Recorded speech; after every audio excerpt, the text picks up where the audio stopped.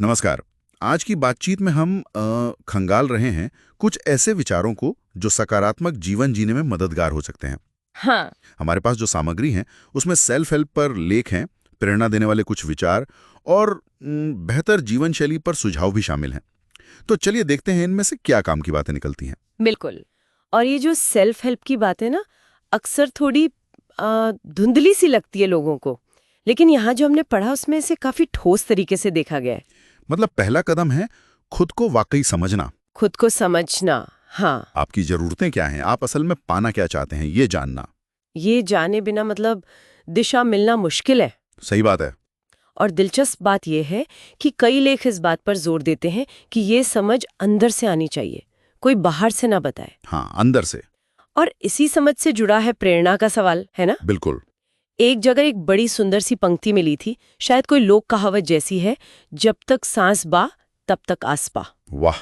मतलब साफ है कि उम्मीद नहीं छोड़नी चाहिए। सामग्री यही बताती है कि प्रेरणा वो अंदरूनी आग है एक तरह की, जो हमें रोजमर्रा की मुश्किलों से या कभी-कभी बस बोरियत से लड़ने की ताकत देती है, खासकर तब जब लगता है कि भाई गाड़ी अटक गई है। और हाँ, ये प्रेरणा सिर्फ सोच का खेल नहीं है, जैसा कि कुछ लेख साफ करते हैं। ये हमारे जीवन शैली से गहराई से जुड़ी है। अच्छा, कैसे? सोचिए, अगर कोई रोज देर से उठता है, ठीक से खाता पीता नहीं, तो उसमें वो जोश कहाँ से आएगा?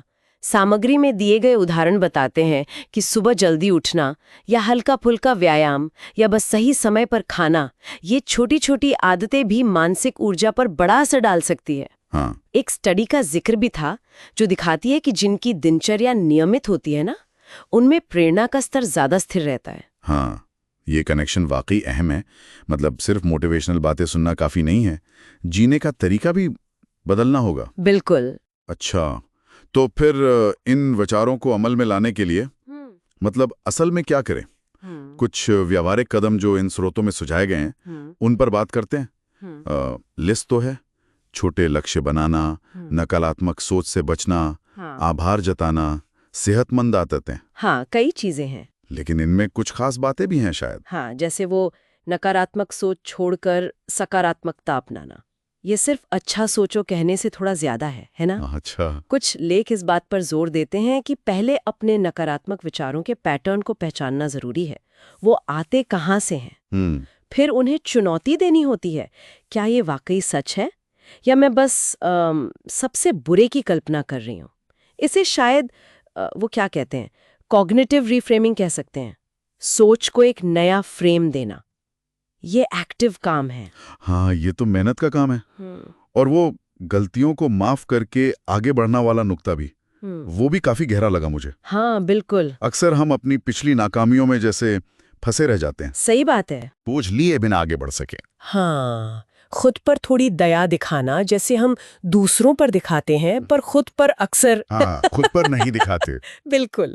और ये सारे कदम, चाहे वो छोटे लक्ष्य हो, आभार जताना हो या खुद को माफ करना, ये सब मिलकर ही एक मजबूत मानसिकता बनाते हैं।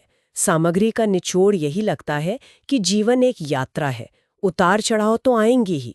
महत्वपूर्ण ये नहीं कि आप कभी गिरे ही नहीं, बल्कि ये कि गिरकर उठने का हौसला रखें। स्वयं पर विश्वास, अपने सपनों का पीछा करने की लगन, वो हार न मानने वाली भावना।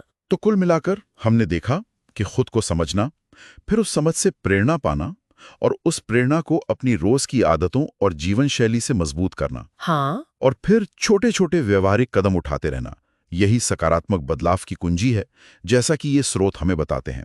और सबसे अहम शायद यही है कि खुद पर यकीन बनाए रखें। हाँ, बिल्कुल। और जाते जाते एक विचार छोड़ जाते हैं। हाँ। इन सभी अच्छी आदतों और तरीकों में से जो हमने आज डिस्कस किए और जो सामग्री में सुझाए गए हैं, ऐसी कौन सी एक छोटी सी आदत है जिसे अपनाना शायद सबसे आसान लगता हो?